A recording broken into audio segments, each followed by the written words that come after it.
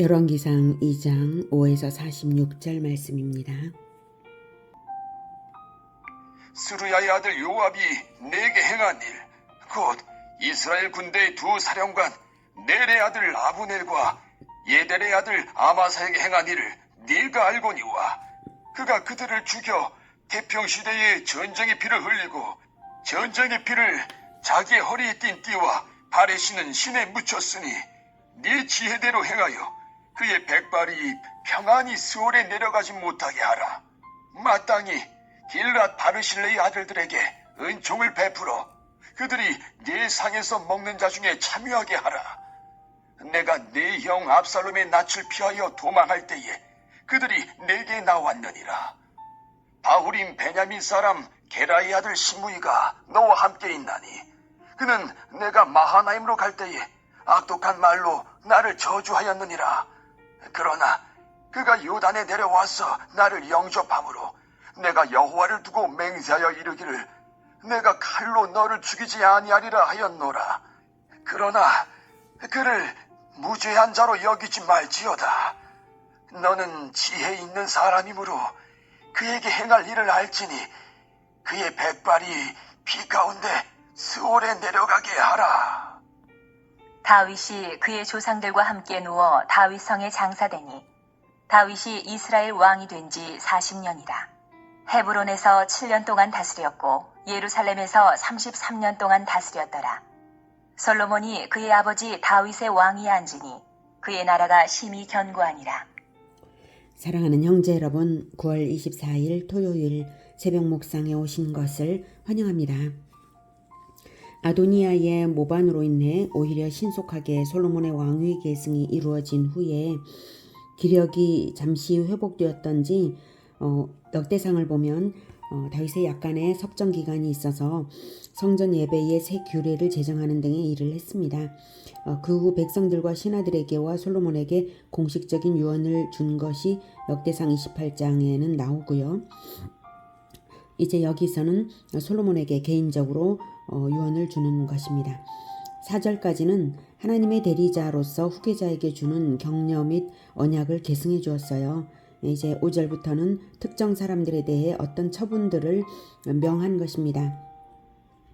첫째는 요압에게 아브넬과 아마사를 살인한 것을 갚으라 이런 것이고요. 둘째는 바르실레에게 다윗이 피난할 때 영접했으므로 그 아들들에게 은혜를 베풀라. 셋째는 시므이가 다윗을 저주한 것에 대해서 죗값을 갚아주라 이것입니다. 그래서 상벌을 명한 것인데요. 요압이 아브넬과 아마사를 죽인 것은 전쟁의 때가 아닌 평화시에 왕의 명령으로가 아니라 사적 감정으로 죽인 것입니다. 그것도 아브넬은 다윗이 통일왕국을 이루도록 협력하기 위해 나왔을 때였고요. 아마사 역시 다윗이 용서했음에도 불구하고 요압은 권력욕과 질투심으로 살인을 저질렀습니다.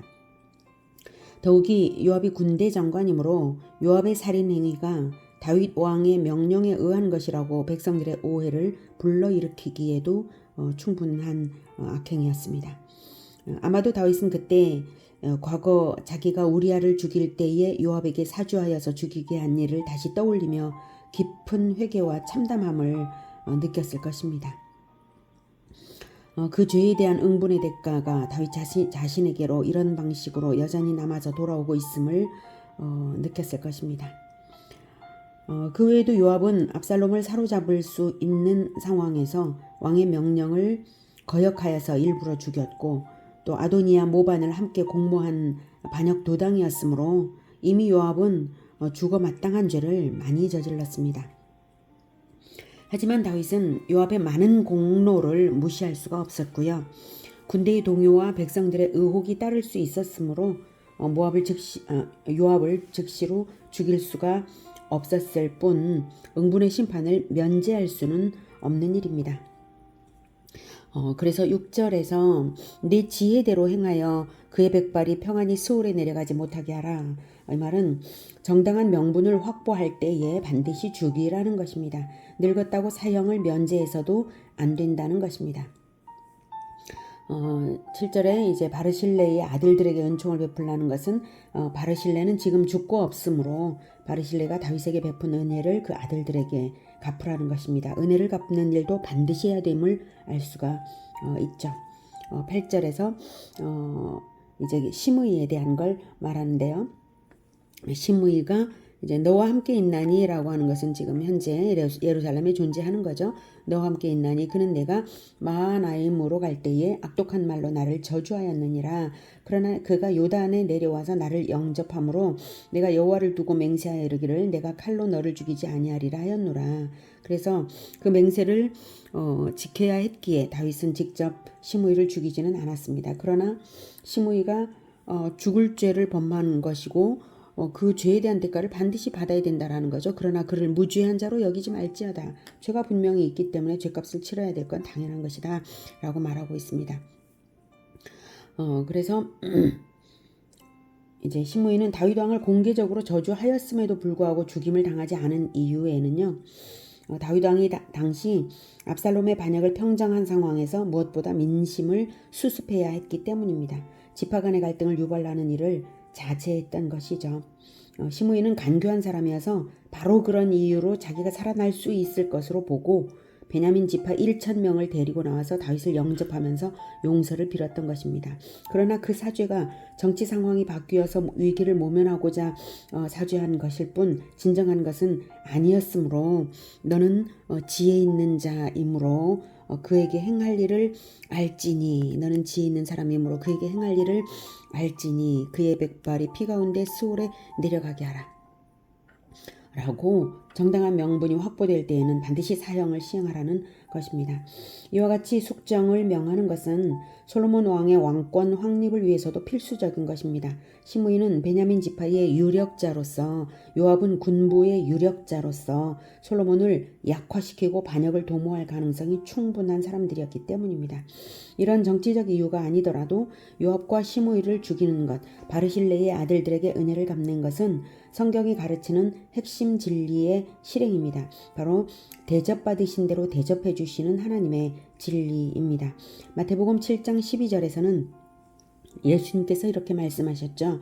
그러므로 무엇이든지 남에게 대접을 받고자 하는 대로 너희도 남을 대접하라. 이것이 율법이요 선지자니라 라고 하셨습니다. 율법이요 선지자, 즉 성경 전체를 율법 선지자, 율법서와 선지서라고 하죠. 그래서 성경 전체의 바탕을 이루는 황금률이 바로 대접받는 대로 대접해 주시는 이것이다 이거죠. 하나님은 바로 이 진리대로 자기 아들의 공생애와 생명으로서 죄인인 우리들에게 대접해 주셨습니다. 우리 역시 대접받은 대로 대접해 드려야 하기에 우리의 일생을 주님의 모범을 본받아 따름으로써 대접해 드려야 하는 것입니다. 본받아 따르는 것이 바로 대접받은 대로 대접해 드리는 이것을 바꿔 말하면 본받아 따르는 거 아닙니까? 본받아 따르는 것이 없다면 그것은 하나님의 황금률을 무시하는 것이고 은혜를 무시하는 것이죠. 본받아 따름으로써 대접해드리는 것을 하나님은 가장 기뻐하십니다. 13절 학기스의 아들 아도니아가 솔로몬의 어머니 밧세바에게 나아온지라. 밧세바가 이르되 내가 화평한 목적으로 왔느냐? 대답하되 화평한 목적이니이다. 또 이르되 내가 말씀드릴 일이 있나이다. 밧세바가 이르되 말하라. 그가 이르되 당신도 아시는 바이거니와 이 왕위는 내 것이었고 온 이스라엘은 다 얼굴을 내게로 향하여 왕으로 삼으려 하였는데 그 왕권이 돌아가 내 아우의 것이 되었음은 여호와께로 말미암음이니이다. 이제 내가 한 가지 소원을 당신에게 구하오니 내 청을 거절하지 마옵소서. 밧세바가 이르되 말하라. 그가 이르되 청하건대 솔로몬 왕에게 말씀하여 그가 수넴 여자 아비삭을 내게 주어 아내를 삼게 하소서. 왕이 당신의 청을 거절하지 아니하리이다. 밧세바가 이르되 좋다. 내가 너를 위하여 왕께 말하리라. 밧세바가 이에 아도니아를 위하여 말하려고 솔로몬 왕에게 이르니 왕이 일어나 영접하여 절한 후에 다시 왕좌에 앉고 그의 어머니를 위하여 자리를 베푸니 그가 그의 오른쪽에 앉는지라. 밧세바가 이르되 내가 한 가지 작은 일로 왕께 구하오니 내 청을 거절하지 마소서. 왕이 대답하되 내 어머니여 구하소서. 내가 어머니의 청을 거절하지 아니하리이다. 이르되 청하건대 수넴 여자 아비삭을 아도니아에게 주어 아내로 삼게 하소서. 솔로몬 왕이 그의 어머니에게 대답하여 이르되 어찌하여 아도니아를 위하여 수넴 여자 아비삭을 구하시나이까? 그는 나의 형이오니 그를 위하여 왕권도 구하옵소서. 그뿐 아니라 제사장 아비아달과 스루야의 아들 요압을 위해서도 구하옵소서. 하고 여호와를 두고 맹세하여 이르되 아도니아가 이런 말을 하였은즉 그의 생명을 잃지 아니하면 하나님은 내게 벌 위에 벌을 내리심이 마땅하니이다. 그러므로 이제 나를 세워 내 아버지 다윗의 왕위에 오르게 하시고 허락하신 말씀대로 나를 위하여 집을 세우신 여호와께서 살아계심을 두고 맹세하노니 아도니아는 오늘 죽임을 당하리라. 하고 여호야다의 아들 분하야를 보내매 그가 아도니아를 쳐서 죽였더라.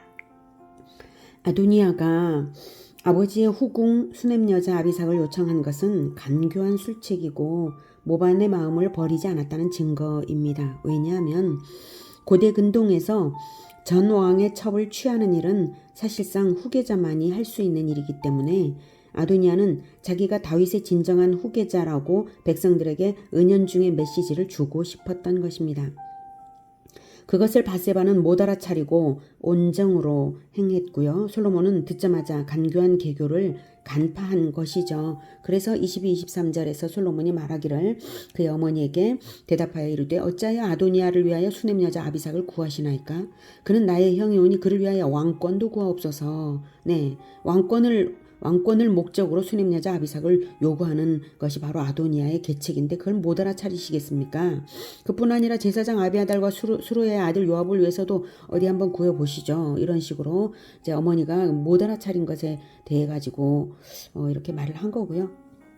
그래서 아도니아가 이런 말을 하였은즉 그의 생명을 잃지 아니하면 하나님은 내게 벌 위에 벌을 내리심이 마땅하니이다라고 이런 말을 했다는 것 자체가 바로 모반의 마음을 드러낸 증거다라고 분명하게 말을 하고 있는 것입니다.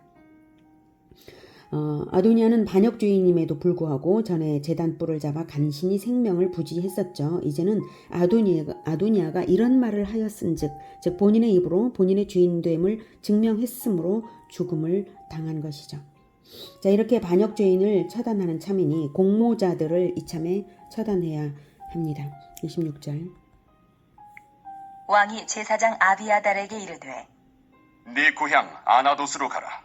너는 마땅히 죽을 자이로되 네가 내 아버지 다윗 앞에서 주 여호와의 궤를 메었고 또 내 아버지가 모든 환난을 받을 때에 너도 환난을 받았은즉 내가 오늘 너를 죽이지 아니하노라. 하고 아비아달을 쫓아내어 여호와의 제사장 직분을 파면하니 여호와께서 실로에서 엘리의 집에 대하여 하신 말씀을 응하게 함이더라. 예, 제사장 아비아달 대제사장이죠. 예, 아비아달이 아도니아 모반 때 함께 공모한 죄를 물어 죽임을 당해야 했지만 관대한 처분을 내린 이유는 선왕 다윗과 함께 동고동락을 했던 공로와 또 하나님을 섬겨 직무를 수행한 것 때문입니다. 아비아달은 죽음을 면했으나 아비아달의 파면은 아비아달 개인의 파면이 아니라 후손 대대로 대제사장이 될 수 없다는 의미입니다. 이로써 패역한 엘리 가문에 대한 하나님의 예언이 성취되었습니다. 제사장 가문은 아론의 가문이고 거기는 아론의 가문에는 엘르아살의 후손들과 이다말의 후손들이 있습니다. 그 중에서 대제사장이 일단 되면 대제사장직은 세습되기 때문에 계속해서 그 가문에서 후손이 대제사장을 이어가는데요. 이다말 계열의 엘리 대제사장에 대해 이미 사무엘상 2장과 3장에서 심판이 예언되었었죠. 엘리 대제사장이 두 아들 홈리와 비느하스에게 율법을 가르치지 않아서 두 아들 홈리와 비느하스가 제사를 멸시하는 그런 중범죄를 저질렀기 때문에 엘리 가문에 대해서 하나님께서 심판을 예언하셨습니다. 그 후에도 대제사장직은 엘리 후손들에게 세습이 되고 있었지만 드디어 그 예언대로 영영 파면이 된 것입니다. 아비아달의 후손은 이제 제사장이 될 수는 있지만 대제사장이 될 수는 없고요. 아비아달은 제사장직에서 파면되었고 이제 그 후손은 제사장은 될 수 있어요. 하지만 대제사장은 될 수는 없고요. 이로써 엘르아살 계열인 사독 가문만이 대제사장직을 이어가게 되었습니다. 다윗 왕 시절에 한때 2명의 공동 대제사장이 존재했던 것은 정치적인 상황 때문이었는데요. 높성막의 제사장 85명이 사울에게 학살당할 때에 그때 대제사장 아히멜렉의 아들 아비아달이 에봇을 가지고 다윗에게 왔었죠. 도망쳐서 에봇을 가졌다는 것은 바로 그가 대제사장이라는 의미입니다. 하나님께서 아버지 아히멜렉의 죽음을 당하는 그 사건 와중에 그 아들 아비아달에게 에봇을 가지고 도망칠 수 있게 하심으로써 대제사장직이 이어지게 하신 것이죠. 그런데 당시 사울 왕이 존재하므로 아히멜렉 가문을 학살한 후 사울 왕은 엘르아살 계열에서 대제사장을 임명했을 것은 자연스러운 일입니다. 그래서 에봇은 엘르아살 계열에 에봇은 없지만 공식적인 대제사장으로 사독이 존재했고 에봇을 가진 다윗 편의 대제사장이 또 따로 존재했고 그랬던 것입니다. 그 후 다윗이 왕권을 가지게 된 이후 2명의 공동 대제사장이 성막의 일을 하게 되었던 것이죠. 아비아달의 파면 사건은 하나님의 말씀이 반드시 성취된다는 것을 확인할 수 있는 사건이 아닐 수 없습니다. 다만 그 시기가 언제인지는 하나님의 섭리에 달리는 것일 뿐이죠. 28절. 그 소문이 요압에게 들리매 그가 여호와의 장막으로 도망하여 제단 뿔을 잡으니 이는 그가 다윗을 떠나 압살롬을 따르지 아니하였으나 아도니아를 따랐음이더라. 어떤 사람이 솔로몬 왕에게 아르되 요압이 여호와의 장막으로 도망하여 제단 곁에 있나이다. 솔로몬이 여호야다의 아들 분하야를 보내며 이르되 너는 가서 그를 치라. 분하야가 여호와의 장막에 이르러 그에게 이르되 왕께서 나오라 하시느니라. 그가 대답하되 아니라 내가 여기서 죽겠노라. 분하야가 돌아가서 왕께 아뢰어 이르되 요압이 이리이리 내게 대답하더이다. 왕이 이르되 그의 말과 같이 하여 그를 죽여 묻으라. 요압이 까닭없이 흘린 피를 나와 내 아버지 집에서 네가 제하리라. 여호와께서 요압의 피를 그의 머리로 돌려보내실 것은 그가 자기보다 의롭고 선한 2 사람을 쳤음이니 곧 이스라엘 군사령관 넬의 아들 아브넬과 유다 군사령관 예델의 아들 아마사를 칼로 죽였음이라. 이 일을 내 아버지 다윗은 알지 못하셨나니 그들의 피는 영영이 요압의 머리와 그의 자손의 머리로 돌아갈지라도 다윗과 그의 자손과 그의 집과 그의 왕 위에는 여호와께로 말미암는 평강이 영원히 있으리라. 여호야다의 아들 분하야가 곧 올라가서 그를 쳐 죽이매 그가 광야에 있는 자기의 집에 매장되니라. 요압은 아도니아의 죽음과 아비아달의 파면 소식에 자기도 생명이 위태하다는 것을 알았습니다. 그래서 전에 아도니아가 했듯이 성막에 달려가 제단 뿔을 잡았는데요.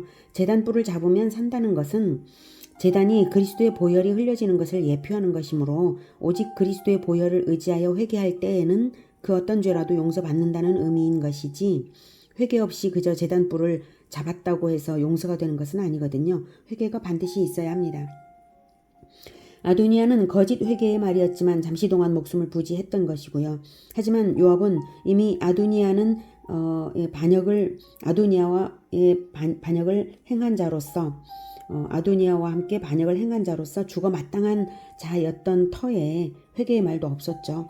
그저 제단뿔을 잡았을 뿐입니다. 분하야는 그곳이 이제 성막이고 제단이므로 감히 함부로 죽이기를 머뭇거렸지만 솔로몬은 장소의 거룩함보다 더 중요한 것이 바로 하나님의 공의임을 알았기에 공의대로 행했습니다. 30절에 내가 여기서 죽겠노라 라고 요압이 말했죠. 내가 여기서 죽겠노라. 분하야는 이제 함부로 죽이지 못해서 돌아가서 왕께 아뢰었어요. 그러자 왕이 말을 하기를 그의 말과 같이 하여 그를 죽여 묻으라. 요압이 까닭없이 흘린 피를 나와 내 아버지의 집에서 네가 제하리라. 나와 내 아버지의 집에서 네가 제하리라는 요압은 다윗의 누이 스루야의 아들로서 그러니까 조카죠. 다윗의 조카예요. 다윗 가문이거든요. 죄는 원래 범죄자 개인만 대가를 치르는 것이 아니라 가문이 공동으로 책임지는 것입니다. 중범죄는.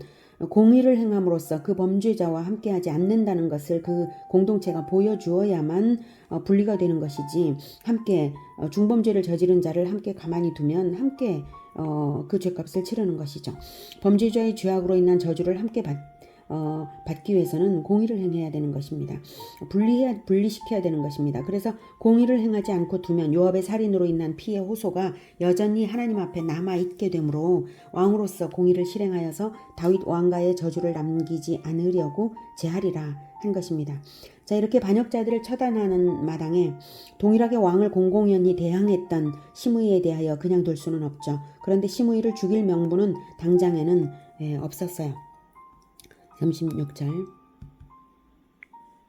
왕이 이에 여호야다의 아들 분하야를 요압을 대신하여 군사령관으로 삼고 또 제사장 사독으로 아비아다를 대신하게 하니라. 왕이 사람을 보내어 시므이를 불러서 이르되 너는 예루살렘에서 너를 위하여 집을 짓고 거기서 살고 어디든지 나가지 말라. 너는 분명히 알라. 네가 나가서 기드론 시내를 건너는 날에는 반드시 죽임을 당하리니 네 피가 네 머리로 돌아가리라. 시므이가 왕께 대답하되 이 말씀이 좋사오니 내 주 왕의 말씀대로 종이 그리하겠나이다. 하고 이에 날이 오래도록 예루살렘에 머무니라. 솔로몬 왕은 지혜롭게 했습니다. 먼저는 시므이에게 내 피가 내 머리로 돌아가리라.